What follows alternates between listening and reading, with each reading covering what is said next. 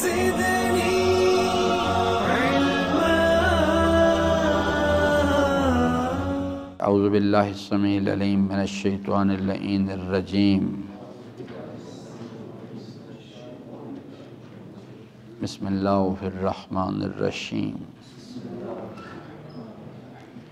قد افلح المؤمنون الذین هم فی صلاتهم خاشعون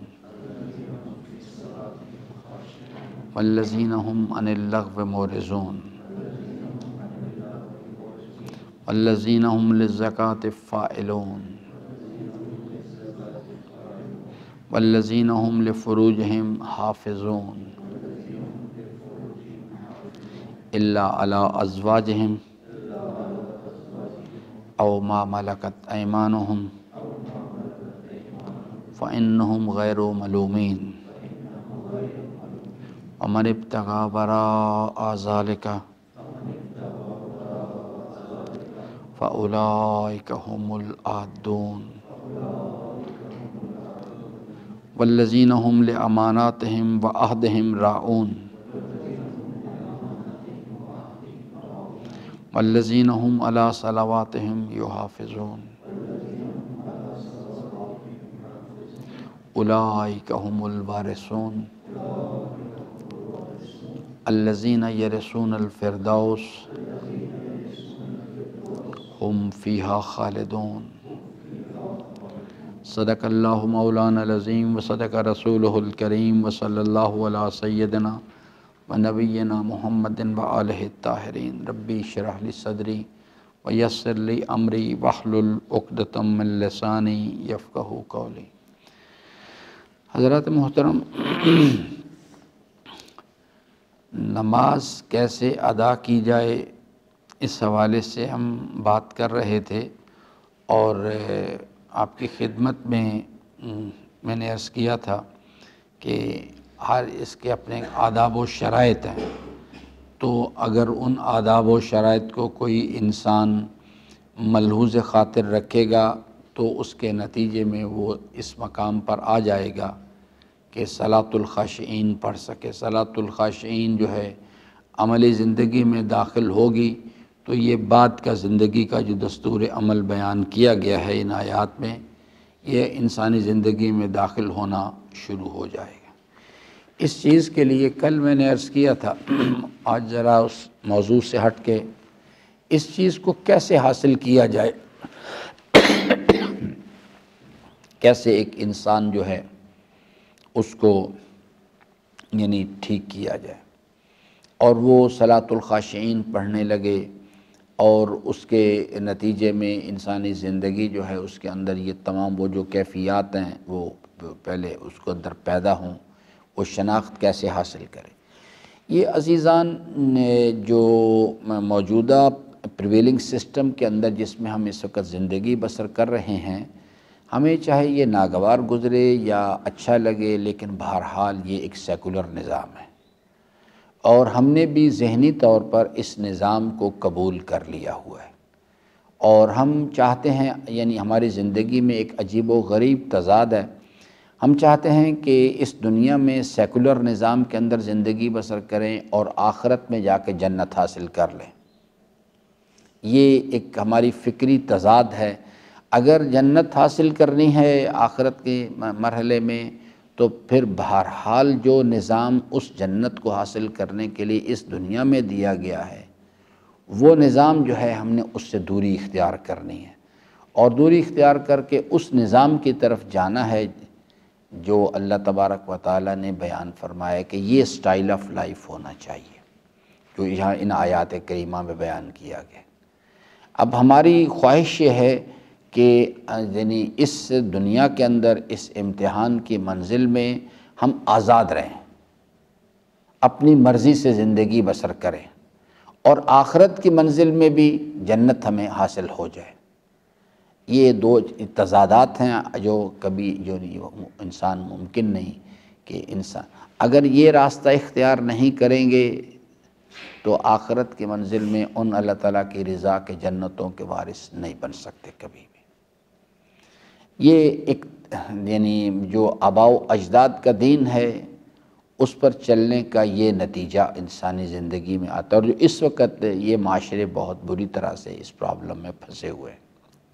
اس میں کوئی خاص کسی رنگ، نسل، زبان، علاقے کا کوئی تعلق نہیں۔ اوورال جتنے بھی ادیان آسمانی ہیں ان کے فالوور، اس میں مسلمان بھی ہیں، اس میں یہودی بھی ہیں، اس میں عیسائی بھی ہیں، وہ سب لوگ جو ہیں جن کے پاس یہ کانسیپٹ ہے کہ آگے کچھ ہے، وہ یہی کچھ کر رہے ہیں، اور یہ بہت ہی خطرناک قسم کا، اور اس سے مطمئن بھی ہے۔ اس سے بڑا جو پریشانی والی بات ہے وہ یہ کہ اس سے مطمئن بھی ہے۔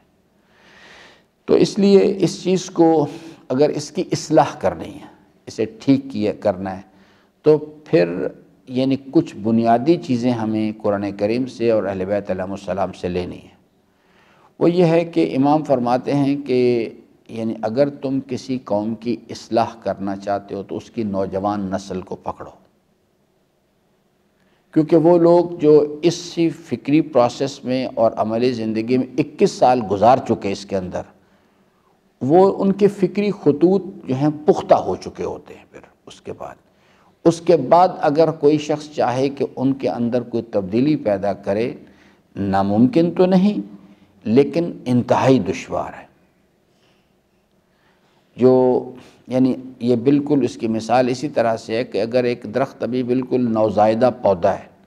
تو اگر ہم اس کے ساتھ کوئی کسی قسم کی اٹیچمنٹ لگانا چاہیں، اس کے ساتھ تو وہ اس کے ساتھ اس کے شاخ کو موڑا بھی جا سکتا ہے، اس کے ساتھ کوئی اٹیچمنٹ بھی لگائی جا سکتی ہے، وہ اسے قبول کر لے گا۔ لیکن اگر ایک درخت ہے، وہ تناور درخت بن چکا ہے، اس کی شاخیں پختہ ہو چکی ہیں، اب ہم چاہیں کہ ہم اس کو تبدیل کریں، اس کو موڑ دیں، تو اس کی شاخ ٹوٹ تو جائے گی لیکن مڑے گی نہیں، اس کے مڑنے کے امکانات بھی۔ فکری انسان اسی طرح سے پختہ ہو جاتی ہے، اور جب وہ 21 سال 7 سال 7 سال اور 7 سال، یہ 3 مراحل ہیں زندگی کے۔ 21 سال جب انسان کراس کر لیتا ہے تو پھر اس کے بعد انسان اس کی جو اصلاح کا امکان ہے، فکری اصلاح کا، وہ ناممکن تو نہیں لیکن انتہائی کم ضرور ہوتا ہے، کیونکہ وہ اسی دنیا کے مفاد کو اصل سمجھتا ہے، اور اپنی زندگی میں شعور کی منزل میں آ کے 21 سال تک اسی راستے پہ سفر کرتا ہے۔ اب اس کے بعد اگر ہم چاہیں کہ وہ شخص جو ہے فوری طور پہ اس کے اندر کوئی یو ٹرن لے لے، تو یہ ناممکن میں تو نہیں کہتا لیکن انتہائی دشوار ہے، بہت مشکل کام ہے۔ یہ کیا کیا جائے اس چیز کے لیے؟ اس کے لیے جو اگر ہم آج 2019 کا زمانہ ہے، اگر آپ نے یا میں نے یہ کام کرنا ہے اس چیز کے لیے، تو پہلے تو امام کا نصیحت پہ عمل کریں کہ نوجوان نسل کو، جو بچے ہیں نا چھوٹے، ان کو پکڑا جائے، جو بھی نوجوانی کی طرف آ رہے ہیں، یہ جو پہلے 7 سال کے ٹائم لائن کے اندر ہیں، ان کو پکڑیں، کیونکہ یہ جو اس وقت نسل جو ہے جو کہ 18-20 سال کی ایج میں ہے، یہ اس سے اوپر ہے، یہ جو چیز ہے یہ ان کے فکری خطوط جو بننے تھے وہ بن چکے ہوئے ہیں۔ ماحول جو ہے گرد و پیش کا، اس میں ہر طرف فسق و فجور کی دعوت ہے، حرام کی دعوت ہے، نہ گھر کے اندر کوئی سمجھانے والا ہے اور نہ ہی ماحول کے اندر، جو ماحول بھی اسی حرام راستوں کی طرف مزید دعوت دے رہا ہے، اور گھروں کے اندر بھی کوئی جو ہے وہ کوئی منع کرنے والا، کوئی سمجھانے والا نہیں ہے۔ اس واسطے وہ جو نسل ہے جو 15 سال سے اوپر والے جو ہیں، یہ 18-20 سال، ان کے لیے دعا تو کی جا سکتی ہے کہ پروردگارہ انہیں ہدایت دے، لیکن کیا ان کے کس حد تک امکانات ہیں، تھیوری آف پروبیبلٹی میں کتنے امکانات ہیں کہ ان کی اصلاح ہو جائے گی؟ تو اس کے امکانات جو ہیں کمپیریٹیولی بہت کم ہیں۔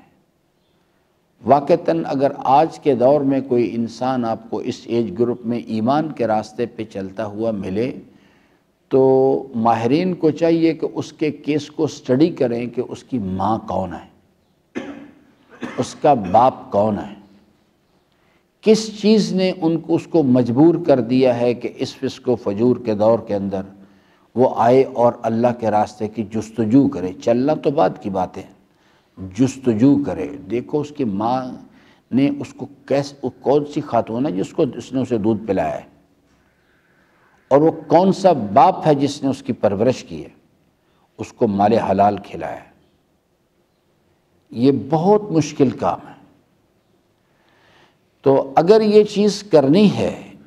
آنے والے آج سے 20 سال، آج 2019 یا 2020 یا 2040 کا زمانہ، 2050 کا زمانہ، تو پھر ان چیزوں کو کرنا پڑے گا. سب سے پہلی چیز تو جو ہے وہ یہ ہے کہ حضرت نے جو فرمایا کہ انسانی زندگی کے اندر سب سے زیادہ مؤثر ایلیمنٹ جو ہے، جب انسان کی فکری نورشمنٹ ہو رہی ہوتی ہے، تو فرمایا کہ ہر پیدا ہونے والا بچہ فطرت صحیحہ پہ پیدا ہوتا ہے. اللہ تعالیٰ کے نظام کے اندر یہ سب سے بڑا پر امید چیز ہے کہ ہر آنے والی نسل جو آ رہی ہے، جو آج بچے پیدا ہوں گے، حضرت کے فرمان کے مطابق وہ فطرت صحیحہ پہ، وہ کرپٹ نہیں ہوتے، وہ فطرت صحیحہ پہ آتے ہیں. ہاں فرمایا کہ خرابی کہاں سے شروع؟ ہما ابواہما، یہ ماں اور باپ ہوتے ہیں. ہما یحودانہم اور یمجسانہم اور ینصرانہم، یہ ماں اور باپ ہیں جو اس کو شیعہ، سنی، وہابی، بریلوی، فلاں فلاں فلاں، عیسائی، یہودی بنا دیتے ہیں. اور وہ ان کی خرابی کیا ہے کہ وہ جو ہی شعور کی منزل میں آتے ہیں تو آنے کے بعد وہ بلائنڈلی اپنے ماں باپ کے سوچ کو اور ان کے طرز عمل کو فالو کرنا شروع کر دیتے ہیں. یہ خرابی ہوتی ہے. جبکہ قرآن کریم ان کو نصیحت کرتا ہے کہ ہر انسان جب شعور کی منزل میں آئے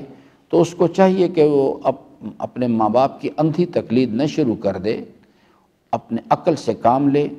اور اپنے ماں باپ کے طرز عمل پہ غور کرے. ہو سکتا ہے کھلی کھلی گمراہی میں مبتلا ہو اس چیز کو، جو حضرت ابراہیم علیہ السلام علی نبینا کے جو مکالمہ ہے اس کے ذریعے سے اللہ تبارک و تعالیٰ نے اس بات کو بالکل روشن انداز میں سمجھایا ہے. حضرت ابراہیم علیہ السلام علی نبینا نے اپنی قوم کے لوگوں سے جو اس وقت جو حرکتیں کر رہے تھے ان سے پوچھا ما ہذہ التماثیل، یہ آپ لوگوں نے جو طرز عمل بنا لیا ہے، کوئی ہاتھ باندھتا ہے، کوئی ہاتھ جوڑتا ہے، کوئی سجدے کر رہا ہے، کوئی کچھ کر رہا ہے، کوئی کچھ کر رہا ہے، ما ہذہ التماثیل التی انتم لہا عاکفون، یہ آپ کس راستے پر چل پڑے ہیں؟ تو انہوں نے کہا کہ ہم نے اپنے آباء و اجداد کو، ان کے پاس کوئی دلیل اس کی کوئی ان کے پاس نہیں تھی کہ جی ہمارے پاس کوئی فرشتہ آیا ہے، کوئی کتاب آئی ہے، کوئی ہم اس چیز کے لیے. ان کے پاس ایک دلیل تھی، انہوں نے کہا ہم نے اپنے آباء و اجداد کو کرتے ہوئے دیکھا. یعنی ہم نے اپنے آباء و اجداد کو جو کچھ ان سے سنا، جو کچھ ان کو کرتے دیکھا، اس کو ہم نے اندھی تقلید کر رہے ہیں، بلائنڈلی اس کو فالو کر رہے ہیں. بس ہمارے پاس یہ دلیل ہے. تو حضرت ابراہیم علیہ السلام نے کہ زبان سے اللہ تعالیٰ نے وہ چیز کہلوائی اور اس کو میرے اور آپ کے لیے نقل کیا. تو ابراہیم علیہ السلام نے ان کو جواب دیا کہ اچھا آپ کے طرز عمل کی دلیل آپ کے پاس صرف یہ ہے کہ آپ کے آباء و اجداد یہ کام کرتے چلے آئے ہیں. تو پھر میرا جواب یہ ہے کہ یہ جو طرز عمل ہے اس پہ چلتے ہوئے آپ بھی گمراہ لوگ ہیں اور آپ کے آباء و اجداد بھی گمراہ لوگ تھے. قرآن کریم یہ جو اندھی تقلید کرنے کا طرز عمل ہے کہ چونکہ میں اس لیے یعنی ہاتھ کھول کے نماز پڑھوں گا، اس لیے یعنی میں ماتم کروں کہ چونکہ میرے آباء و اجداد کرتے چلے آئے ہیں، قرآن کریم اس کو تسلیم، اس نظریے کو تسلیم، اس دلیل کو نہیں مانتا. وہ کہتا ہے آپ کے پاس خود اپنی دلیل آپ کے پاس ہونی چاہیے. ہو سکتا ہے وہ کھلی کھلی گمراہی میں مبتلا ہوں. یہ ایک بڑی تفصیلی بحث ہے، میں نے کئی مرتبہ عرض بھی کی ہے. اب یہاں سے خرابی شروع ہو جاتی ہے، یہ جو بلائنڈ فالوئنگ ہے، اور اس کے نتیجے میں جو وہ اپنے ماں باپ کو جو کچھ کرتے ہوئے دیکھتا ہے، جو کچھ وہ اپنے ان کے باڈی لینگویج کے ذریعے سے اسی کو ہی وہ فالو کرتا ہے، اسی کو کامیابی سمجھتا ہے. یہ شناخت بن رہی ہوتی ہے انسانی زندگی. یہ 4 پوائنٹس ہیں: اچھائی کیا چیز ہے، برائی کیا چیز ہے، کامیابی کیا چیز ہے، ناکامی کیا چیز ہے. بس انسانی زندگی انہی 4 پوائنٹس کے گرد گھومتی ہے. اس سے باہر انسان نہیں نکلتا. جو کچھ بھی وہ کرتا ہے چونکہ اس کی فطرت میں ہے کہ وہ کامیابی حاصل کرنا چاہتا ہے اور ناکامی سے بچنا چاہتا ہے، بس اسی کے گرد. جس کو وہ کامیابی سمجھتا ہے اس کو حاصل کرنے کی کوشش کرے گا، جسے وہ ناکامی سمجھتا ہے اسے بچنے کی کوشش کرے گا۔ ہر انسان کے طبع کے اندر اللہ نے یہ چیز رکھی ہوئی ہے، وہ جھوٹ سچائی کو اچھا سمجھتا ہے اور جھوٹ کو برا سمجھتا ہے۔ تو اس کیفیت کے اندر جو چیز ہے، سب سے پہلا جو فیکٹر ہے وہ ہے کہ ماں اور باپ۔ اب پرابلم جو ہے وہ یہ ہے کہ سن 2019 میں جب ہم اس پیرامیٹر کو سامنے لے کے آتے ہیں تو ہمیں دکھائی دیتا ہے کہ یہاں تو سارے ماں باپ کو خود ہی کچھ نہیں پتا، ماں باپ کو خود ہی کچھ نہیں پتا، اب کیا کیا جائے؟ یعنی حضرت نے فرمایا تھا کہ اسلام غریب تھا، غریب سے مراد ہے جس کے پاس کوئی پناہ گاہ نہ ہو، کوئی پناہ نہ ہو۔ اسلام غریب تھا، یعنی اسلام کے پاس کوئی پناہ گاہ نہیں تھی۔ انسانی معاشروں نے اللہ کے دین کو گھر سے نکال دیا تھا، یعنی اس کی کوئی شنوائی نہیں تھی، کوئی اس پر عمل کرنے والا نہیں تھا۔ غریبوں نے اس کو پناہ دی، صاحبان اقتدار، صاحبان مال کبھی بھی دین کی، کیونکہ وہ ان کا مال ان کے پاس، اگر وہ دین پر عمل کریں وہ مال ان کے پاس رہ ہی نہیں سکتا۔ صاحبان اقتدار جو ہیں وہ لوگوں کی گردنوں پہ جو جبر کے ذریعے سے مسلط ہوتے ہیں، اگر وہ اللہ کا دین اختیار کریں گے تو وہ کبھی بھی ظلم کا راستہ اختیار نہیں کر سکتے۔ یعنی میں ایک چھوٹی سی مثال آپ کو دے دیتا ہوں، یعنی عبد الملک بن مروان، یہ بنو امیہ کی جو خلافت ہے، بادشاہت ہے، یہ پہلے مرحلے میں یہ آئی، امیر معاویہ نے اس کو شروع کیا۔ تو یہ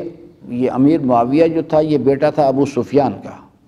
تو اس واسطے یہ لوگ آل سفیان کہلاتے ہیں، تاریخ میں ان کو آل سفیان کہا جاتا ہے۔ تو آل سفیان میں سے ابو سفیان، اس کے بعد اس کا بیٹا امیر معاویہ کے بعد بیٹا اس کا یزید کے بعد پھر اس کا بیٹا معاویہ۔ یہاں سے جب وہ اس کا یزید کا بیٹا معاویہ اس نے اس بادشاہت کو ترک کر دیا، اس نے یعنی حقائق کو اگر کوئی تلاش کرنا چاہے تو کہیں جانے کی ضرورت ہی نہیں، اور جس وقت اس کا بیٹا اس نے تخت چھوڑا تو جو کچھ اس نے اپنے دادا کے بارے میں، اپنے باپ کے بارے میں کہا وہ تاریخ کے بینات میں سے اسے پڑھ لینا چاہیے، سمجھ آ جائے گی ساری بات۔ وہ چھوڑ گیا، اس نے کہا جس کو آپ چاہتے ہیں بنا لے بادشاہ، میں نہیں کرتا یہ کام۔ اس نے بالکل بصراحت کہا کہ میرا دادا بھی غلط آدمی تھا اور میرا باپ بھی غلط آدمی تھا، غلط راستے پر تھے وہ۔ تو اس کے بعد یہ بادشاہت جو ہے رہی بنو امیہ میں ہی، لیکن آل سفیان سے نکل گئی اور آل مروان میں۔ اس کے بعد مروان بن حکم بادشاہ بنا۔ مروان بن حکم کے بعد جس وقت یعنی وہ عبد الملک بن مروان، یہ شخص جو ہے یہ بادشاہ بنا، اور اس کے بعد پیدر پہ اس کے 4 بیٹے وہ بادشاہ بنے۔ اب ولید بن عبد الملک، یعنی سلیمان بن عبد الملک، ہشام بن عبد الملک، یہ لوگ جو تھے بادشاہ بنے پیدر پہ اس کے بعد۔ تو یہ جو میں عرض کر رہا تھا اس کا کہ مروان کا بیٹا عبد الملک بن مروان جب تو یہ جس وقت اس کو اطلاع ملی کہ یہ بادشاہ بن گیا ہے، اس کا باپ فوت ہو گیا، تو یہ قرآن پڑھ رہا تھا۔ تو اس نے اس وقت ایک قرآن کریم کو بند کیا اور بڑا مشہور جملہ کہا جو تاریخ میں نقل ہے۔ اس نے کہا کہ ھذا فراق بینی و بینک، اب میرے اور تیرے درمیان جدائی ہے، اگر میں تجھے ساتھ رکھتا ہوں تو حکومت نہیں کر سکتا، اور اگر حکومت کرتا ہوں تو مجھے تیرا ساتھ نہیں چل سکتا۔ میں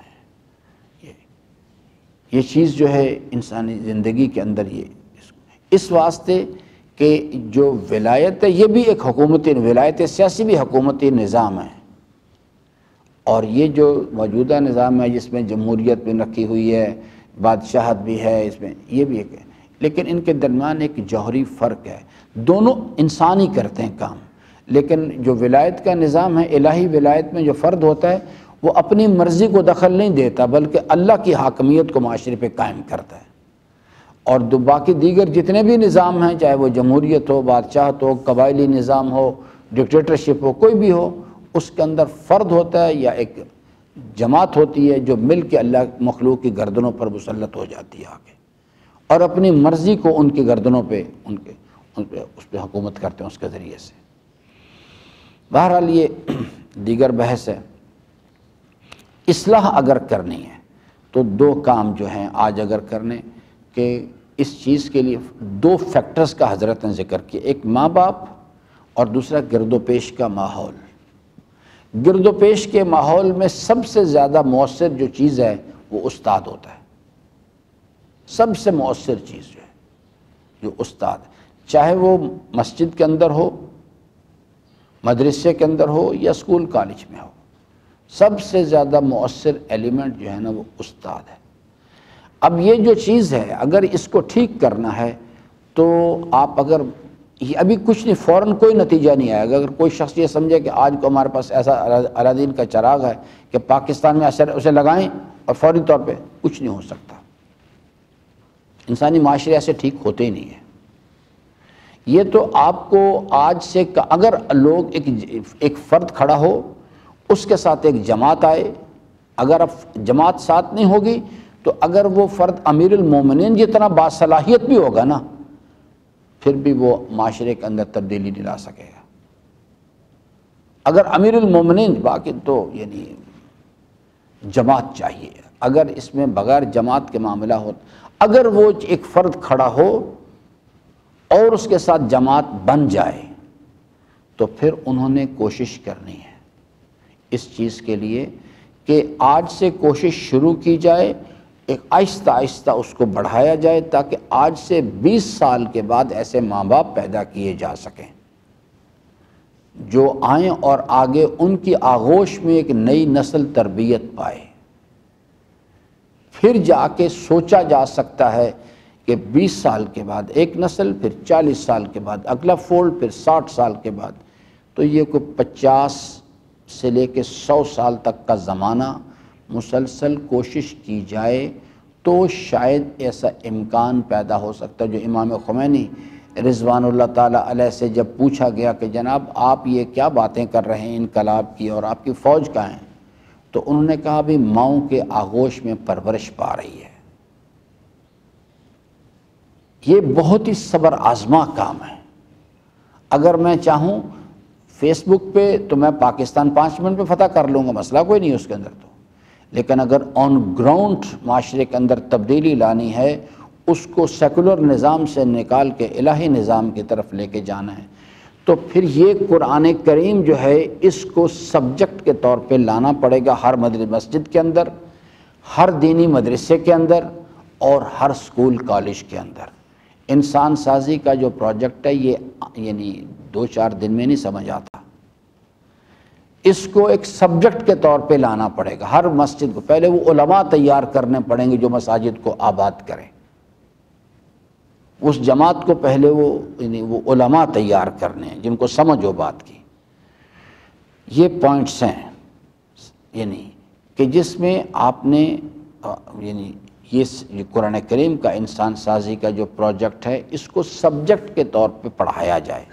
ہر مسجد کے اندر ہر روز سکھایا جائے نماز کیسے پڑھی جاتی ہے، صلاۃ الخاشعین ہوتی کیا ہے، طریقہ کار کیا اس کو اڈاپٹ کرنے کا، لغویات کیا چیز ہوتی ہیں، ان اللغو مورزون کیا چیز ہے، زکوٰۃ کیا چیز ہے، فائلون کیا چیز ہے، لفروجہم حافظون کیا چیز ہے، عہد کیا چیز ہے، امانات کیا چیز ہیں، راؤون کیا چیز ہے، علی صلواتہم یحافظون کیا چیز ہے، یہ پوری چیزیں، اور پھر ان کی صرف ان کی آگے تربیت کرنی ہے۔ مسجد بھی تربیت گاہ ہو، دینی مدرسہ بھی تربیت گاہ ہو، اور اسکول کالج میں پہلی جماعت سے لے کے کم از کم سیکنڈ، یہ 12 سال کا زمانہ جو ہے ان کو ایک دستور کے تحت ایک آرگنائزڈ مینر میں ان کو دین سکھایا، تعلیم بھی دیا جائے اور تربیت بھی کی جائے، پھر جا کے، اور یہ 2-4 دن نہیں، کم از کم 50 سے 100 سال کا زمانہ اس پر کام کیا جائے تو آپ سوچ سکتے ہیں کہ آپ یہ دیکھ لیجئے کتنا بڑا یعنی پلیٹ فارم ہے، اور یعنی وہ چیز جو ہے وہ آیت اللہ عبد الکریم حائری سے شروع ہوئی اور آج امام 40 سال تو انقلاب کو ہو گئے، بمشکل تمام، اور یہ 40 سال کا کھیل نہیں ہے، ایران کی سرزمین پر علماء کو کوشش کرتے ہوئے تقریباً 1000 سال کا زمانہ گزر گیا ہے۔ امام خمینی کو اوان و انصار کہاں سے مل گئے؟ وہ لوگ جو تھے نسلاً بعد نسلاً محنت کرتے رہے۔ کوئی فرد آیا پوری زندگی کو ایک فرد کو پیغام دے کے چلا گیا دنیا سے، پھر کسی نے 2 کو دیا، آہستہ آہستہ ہوتے، اب تو 40 سال سے تو حکومت ہاتھ میں ہے، اس کے باوجود پورے ایران کی سرزمین پر بمشکل تمام ڈائی ہارٹ لوگ جو ہیں، جو رہبر کا سطح 10 to 15% ہے، بس ختم، اس سے زیادہ نہیں ہے۔ یہ آسان کام نہیں ہے۔ پاکستان میں تو روحانیت ابھی متوجہ ہی نہیں اس چیز کی طرف، انہیں یعنی اس چیز کی طرف متوجہ ہی نہیں ہے کہ یہ کام کرنا چاہیے۔ تو یہ ایک نسلاً بعد نسلاً کرنے والا کام ہے، لیکن انسان کی طبع میں ہے وہ فوراً نتیجہ دے، فوراً قائد بننا چاہتا ہے۔ فیس بک نے تو پاکستان میں اتنے قائد پیدا کر دیے ہیں، اتنے لیڈر پیدا کر دیے ہیں کہ اب جو چیزیں ہم اگر کوئی قوم بھی، دنیا کی کوئی قوم ہم سے تقاضا کرے ہم ایکسپورٹ کر سکتے ہیں۔ کتنے قائدین چاہیے ابھی آپ کو؟ یہ اس وقت کیفیت ہے ہماری۔ ہر وہ آدمی جس نے 2-4 احادیث پڑھ لی ہیں وہ اپنے آپ کو یعنی عالم دین سمجھتا ہے۔ تو یہ ایک بہت صبر آزما کام ہے۔ اس میں یہ جو قرآن کریم ہے اس کو، اور اس کے ساتھ حضرت نے 2 چیزیں کہی تھی، قرآن اور اہل بیت۔ حضرت کی سیرت مبارکہ جو ہے، حضرت کی سیرت مبارکہ جو ہے، جہاں قرآن پڑھایا جائے اس کے، کیونکہ یہ تھیوریٹیکل چیزیں بیان کرے گا، اس کا عملی شکل کیا بنتی ہے، یہ قرآن صراط مستقیم کی تفصیل بیان کرے گا۔ تھیوریٹیکل، عملی شکل کیا ہے؟ عملی شکل حضرت کی سیرت ہے۔ حضرت کی سیرت مبارکہ جو ہے وہ چیز جو ہے وہ اصل۔ میں آپ کو ایک چھوٹی سی مثال دیتا ہوں۔ یہ مولانا شریف صاحب پچھلے دنوں آئے ہوئے تھے یہاں پہ، وہ یہ شاید میں کوئی ایم ایس کر رہے ہیں یا پی ایچ ڈی کر رہے ہیں، سب کچھ سلسلہ۔ تو انہوں نے یعنی سرور کائنات سلام اللہ علیہ کی سیرت کے بارے میں، یعنی اہل سنت کا ایک کوئی پروفیسر ہے، وہ شاید علامہ اقبال اوپن یونیورسٹی میں یا اس پہ قائدان یونیورسٹی میں، مجھے نہیں پتہ اس کا مولانا صاحب کہاں پہ، یعنی یا انٹرنیشنل اسلامک یونیورسٹی میں، اس نے ان کو توجہ دلائی کہ جناب آپ کے لبنان کے ایک عالم ہیں، انہوں نے سرور کائنات سلام اللہ علیہ کی سیرت ایک کتاب لکھی ہے، آپ اس کتاب کو لیں اس ریفرنس بک کے طور پہ، اور وہاں سے آپ اس پہ کام کرنا شروع کریں۔ تو صرف قرآن، یہ 12 سال ابھی جو ہے نا، پہلی جماعت سے لے کے 12ویں جماعت تک باقاعدہ دین کو ایک سبجیکٹ کے طور پہ قرآن اور سیرت سرور کائنات اور سیرت ائمہ طاہرین ایک سبجیکٹ کے طور پہ پڑھایا جائے اور ساتھ ان کی تربیت کا انتظام کیا جائے۔ ہر مسجد کو، جیسے میں نے عرض کیا نا، سب سے پہلا مسجد کا کیا ورژن میں نے بتایا تھا، مسجد کیا چیز ہے؟ ایک درسگاہ ہونی چاہیے، ہے نہیں ہے، ہونی چاہیے۔ اس کے بعد عبادت گاہ، اس کے بعد تربیت گاہ، اس کے بعد سماجی مرکز، اس کے بعد سیاسی مرکز۔ یہ چیز جو ہے جب یہ بنے گی تو آپ سوچ سکتے ہیں اس چیز کے لیے کہ اس سرزمین پر کوئی یعنی کسی قسم کی کوئی تبدیلی کا امکان ہے۔ آپ یہاں پہ خود اپنا تجزیہ و تحلیل کر لیں اس چیز کے لیے کہ ہم کتنے عرصے سے پڑھ رہے ہیں اور کتنا اثر ہمارے اوپر ہو رہا ہے۔ اس لیے کہ ہمیں ہمارا کانسیپٹ ہی کلیئر نہیں ہے، ہم سمجھتے ہیں ہم نے ثواب حاصل کرنے کے لیے قرآن پڑھنا ہے، جبکہ قرآن کریم عملی زندگی کی کتاب تھی، وہ ہم نے اس کو مردے بخشوانے پر لگا دیا، جبکہ یہ اس کی مردوں سے کہیں زیادہ ضرورت اس کے زندہ انسانوں کو ہے، تاکہ ان کو یعنی یہ میں جو آپ کے سامنے ہوں آپ دیکھ رہے ہیں کہ ایک حیات ہے، یہ حیوانی حیات ہے، اصل یہ آئی تھی روحانی حیات دینے کے لیے، لِيُنذِرَ مَنْ كَانَ حَيًّا۔ ہم نے اس کلام کو نازل کیا تاکہ ڈرایا جائے ان لوگوں کو جو زندہ انسان ہیں۔ جو انسان گناہ کرتا ہے، نفس کی خواہشات کی پیروی کرتا ہے اور اپنے طرز عمل پر کوئی ندامت بھی محسوس نہیں کرتا اور اپنے طرز عمل پر خوشی محسوس کرتا ہے، لوگوں کے درمیان فخریہ طور پر بیان کرتا ہے، لوگوں کو دعوت دیتا ہے، قرآن کہتا ہے یہ بیچارہ مر گیا ہوا ہے۔ جس انسان کا ضمیر مر جاتا ہے وہ اس کو ملامت کرنا بند کر دیتا ہے، قرآن کہتا ہے یہ بیچارہ مر گیا ہے۔ یہ مردہ معاشرہ، یہ معاشرہ مر گیا ہوا عملی طور پہ، تو روحانی طور پہ اس کی موت واقع ہو چکی ہوئی ہے۔ کیونکہ دلیل کیا اس چیز کی کہ ہم اس معاشرے کے اندر وہ تمام وہ لوگ وی آئی پیز ہیں، یہ معاشرہ ان کو احترام کرتا ہے، ان کا ساتھ دیتا ہے، ان کی تعریف کرتا ہے، جو جتنا بڑا اللہ کا نافرمان ہے اتنا بڑا وی آئی پی ہے۔ یہ اس لیے یہ دلیل ہے اس چیز کی کہ یہ معاشرہ جو ہے، ورنہ اس معاشرہ اگر یہ زندہ معاشرہ ہوتا تو ظلم کے خلاف قیام کرتا، ظلم کے خلاف صدائے احتجاج بلند کرتا۔ تو جب تک یہ اس طرح سے اس چیز کو ٹھیک نہیں کیا جائے گا کہ سب وہ کہ یہ جو ہمارے ہر مسجد میں، ہر دینی مدرسہ اور یعنی ہر اسکول، کالج، یونیورسٹی، وہاں پر باقاعدہ طور پر ایک سبجیکٹ کے طور پہ تعلیم بھی دی جائے اور ان کی تربیت بھی کی جائے، پھر جا کے سوچا جا سکتا ہے اس چیز کے لیے کہ آگے مستقبل کو ٹھیک کیا جا سکتا ہے۔ انشاءاللہ عزیزاً، اللہ تعالیٰ سے امیدوار ہوں کہ اللہ تعالیٰ ہم سب کو قرآن کریم کو پڑھنے، سمجھنے اور اس کے فرامین پر عمل پیرا ہونے کی توفیق عطا فرمائے۔ درود پڑھ لیں محمد۔